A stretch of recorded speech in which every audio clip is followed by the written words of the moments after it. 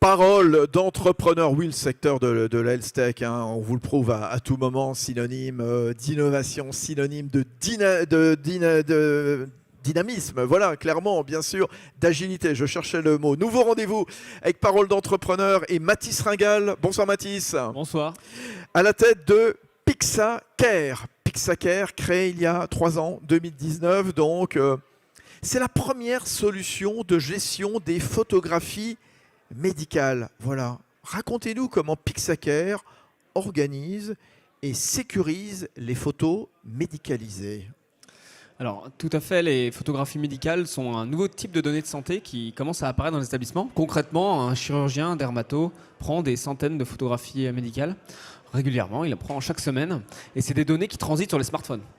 Elles sont prises directement depuis la caméra du smartphone parce que c'est pratique et ces données sont extrêmement importantes. Actuellement, elles sont très sensibles, elles ne sont pas sécurisées par envoyer dans le dossier patient. Et donc, on a développé un outil qui permet déjà de sécuriser et standardiser cette donnée dans les établissements de santé, donc de la rendre utilisable, mais aussi de pouvoir l'utiliser notamment dans le soin, par exemple pour le suivi des plaies chroniques. Très bien. Ah oui, alors il faut nous raconter dans le détail parce que je trouve ça exceptionnel. Donc, ces photos médicales, en effet, on n'imagine pas le nombre qu'il y en a tous les jours, bien sûr. Il y a un logiciel de photothèque médicale, donc vous nous avez dit, pour la dermato, la chirurgie également aussi. Oui, tout à fait, Voilà. chirurgie, plastique, orthopédique. Vous sécurisez, vous standardisez les photos médicales, ça c'est un premier volet. Ouais. Voilà. Tout à fait. Et ensuite, alors ce logiciel poursuit la cicatrisation des plaies. Alors ça, il faut nous raconter principalement. Solution qui s'adresse à qui ? Alors concrètement, notre solution elle s'adresse aux établissements de santé, donc Oui. CHU, centre hospitalier, centre anti-cancer, hospitalisation à domicile. Et donc notre solution va équiper des services de dermatologie, de chirurgie qui vont donc commencer à prendre les plaies en photo et vont ensuite pouvoir suivre leur évolution dans C'est ça, le temps. il suffit de prendre en photo Exactement. une plaie donc, pour avoir ensuite un suivi. Exactement, c'est ça. Donc en fait, le soignant, en règle générale, il documente la plaie. Cette fois, il va prendre la plaie en photo, il va documenter l'évolution de la plaie, donc dire si elle évolue bien ou pas. Et à ce moment-là, tous les soignants de la prise en charge, donc les médecins, les infirmiers, même à domicile, vont pouvoir voir si la plaie évolue bien ou pas et réagir. Si jamais il y a une infection, par exemple, tout de suite, les soignants vont pouvoir réagir pour réhospitaliser le patient si besoin ou éviter les déplacements inutiles entre la ville et l'hôpital. Ouais, Mathis, c'est né comment Pixacare ? Il y a une expérience personnelle, c'est arrivé comment en 2019 ? Alors en 2019, les 3 associés se sont rencontrés au cours d'un concours d'innovation à Hackathon. Un des 3 cofondateurs est professeur de médecine et il est professeur de chirurgie plastique. Oui. Donc et en gros, il a regardé la galerie de son téléphone, il l'a montré un petit peu à toutes les personnes dans la salle et il a dit voilà, regardez, il y a les photos de mes dernières mastectomies à côté des photos de mes enfants au ski. Et c'était vraiment sur la galerie de son téléphone personnel. Et donc c'est un peu problématique parce que c'est un outil qu'il utilise au quotidien. Il fait des photos avant-après, il veut vraiment suivre cette donnée. Et donc on a commencé à s'intéresser à sa problématique, on a commencé à développer un prototype dans un établissement de santé. Et ensuite, au fur et à mesure, on l'a mis à disposition dans d'autres établissements de santé. Maintenant, on est présent dans plus d'une vingtaine d'hôpitaux en France et en Belgique. Ah c'est ça, alors vous travaillez avec les CHU, les cliniques et les CHU, c'est ça ? C'est ça, exactement. Oui, on travaille avec des centres hospitalo universitaires, donc par exemple le CHU de Lille ou le CHU de Liège. Et on travaille aussi donc, avec des centres anti-cancer ou des cliniques privées qui utilisent notre solution pour fluidifier ce parcours ville-hôpital.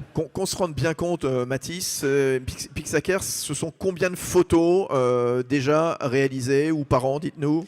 Alors concrètement, déjà Pixacare, c'est plus de 30 000 patients suivis avec la solution. Oui. On a plus de 200 000 photographies médicales qui ont été prises avec la solution voilà, dans plusieurs dizaines d'établissements de santé.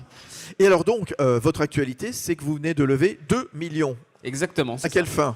Alors on a levé 2 millions d'euros dont l'objectif est principalement déjà de déployer notre solution de photothèque médicale dans les différents établissements de santé. Et le deuxième volet, c'est aussi de permettre de développer nos algorithmes d'intelligence artificielle. Donc concrètement, on permet directement depuis les smartphones d'automatiquement mesurer la taille de la plaie, de définir son contenu avec des algorithmes comme définir la nécrose, le bourgeonnement, la fibrine. Et ces algorithmes-là sont des dispositifs médicaux qui sont en cours de marquage.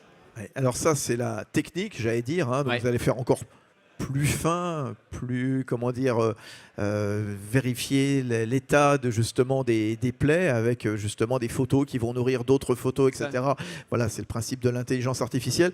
Vous nous disiez France, Belgique, Pixacare, on va voir votre drapeau sur quel autre territoire ? Bon, là actuellement, on a un déploiement qui est essentiellement évidemment européen. On est en train de se déployer un petit peu plus largement. Donc évidemment, comme on en parlait juste avant, c'est toujours des problématiques d'interopérabilité, d'intégration, d'acculturation.